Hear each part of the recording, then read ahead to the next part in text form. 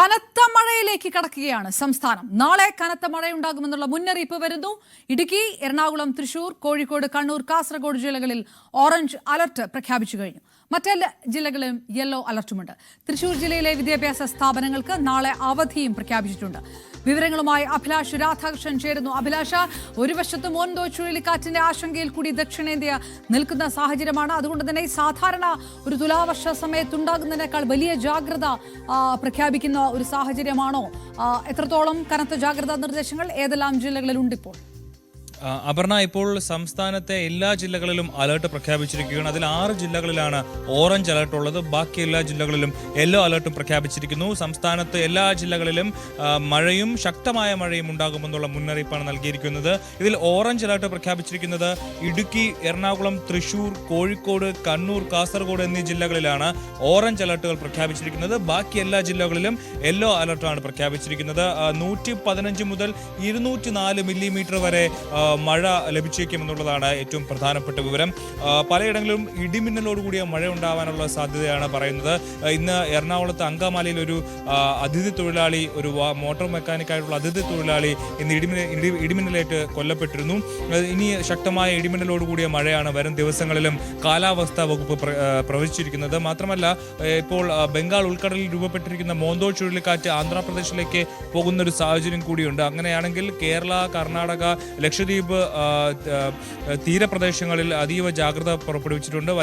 വലിയ ശക്തമായ കാറ്റിനും മഴയ്ക്കുമുള്ള ഒരു സാധ്യതയാണുള്ളത്. മോന്തോ ചുഴലിക്കാറ്റിന്റെ ഒരു പ്രഭാവം ഈ നമ്മുടെ കേരളത്തിലും കർണാടകയിലും ഒക്കെ ഉണ്ടാകുമെന്നുള്ളതാണ് കാലാവസ്ഥാ വകുപ്പിന്റെ മുന്നറിയിപ്പ്. മാത്രമല്ല, ഇതിനൊപ്പം തന്നെ ഇടിയും മിന്നലും കൂടി ഉണ്ടാകുമ്പോൾ വലിയ രീതിയിലുള്ള ഒരു ജാഗ്രതയാണ് സംസ്ഥാനത്ത് ഇന്നും നാളെയൊക്കെയായി പ്രഖ്യാപിച്ചിരിക്കുന്നത്. നല്ല മഴയും നല്ല തണുപ്പുമുള്ള ഒരു കാലാവസ്ഥ കൂടിയിട്ടാണ് ഇപ്പോഴുള്ളത്. അപർണ. അഭിലാഷ് രാധാകൃഷ്ണൻ, 6 ജില്ലകളിലാണ് ഓറഞ്ച് അലർട്ടുള്ളത്. ഇതേ സമയത്ത് തമിഴ്നാട്, പുതുച്ചേരി, ആന്ധ്ര, ഒഡീഷ തീരങ്ങൾ മോന്ത ചുഴലിക്കാറ്റിന്റെ ഭീതിയിലാണ്. നാളെ വൈകുന്നേരത്തോടെ ചുഴലിക്കാറ്റ് ആന്ധ്രയിലെ കാക്കിനാടയിൽ കരതൊടുമെന്നാണ് മുന്നറിയിപ്പ്. ഇതിന് മുന്നോടിയായി തീരത്ത് കനത്ത മഴയും കാറ്റും തുടരുകയാണ്. ഭവ്യ പാർവതിയുടെ റിപ്പോർട്ട്. അപർണ, ബംഗാൾ ഉൾക്കടലിൽ രൂപം കൊണ്ട മോൻതാർ ചുഴലിക്കാറ്റ് അതിതീവ്ര ചുഴലിക്കാറ്റായി മാറുന്നു എന്നുള്ള ഏറ്റവും പുതിയ അപ്ഡേറ്റ് ആണ് നമുക്ക് പ്രേക്ഷകരിലേക്ക് എത്തിക്കാനുള്ളത്. നാളെ വൈകുന്നേരത്തോടു കൂടി ആന്ധ്രാപ്രദേശ് തീരത്ത് മച്ചിലി പട്ടണത്തിനും ഒപ്പം കലുങ്ക് പട്ടണത്തിനും ഇടയിൽ തീവ്ര ചുഴലിക്കാറ്റായി ഇത് മാറുമെന്നാണ് മനസ്സിലാക്കുന്നത്. മണിക്കൂറിൽ 110 കിലോമീറ്റർ വേഗത്തിൽ ഈ ചുഴലിക്കാറ്റ് കരതൊടും. അതുമായി ബന്ധപ്പെട്ട് തമിഴ്നാട്, ഒഡീഷ, ആന്ധ്രാപ്രദേശ് സ്ഥലങ്ങളിൽ വലിയ തരത്തിലുള്ള ജാഗ്രതാ നിർദ്ദേശമാണ് പുറപ്പെടുവിച്ചിരിക്കുന്നത്. നിലവിൽ ഈ മോന്താർ ചുഴലിക്കാറ്റ് കാക്കിനാടയിൽ നിന്ന് 680 കിലോമീറ്റർ ദൂരത്തിലാണ് സ്ഥിതി ചെയ്യുന്നത്.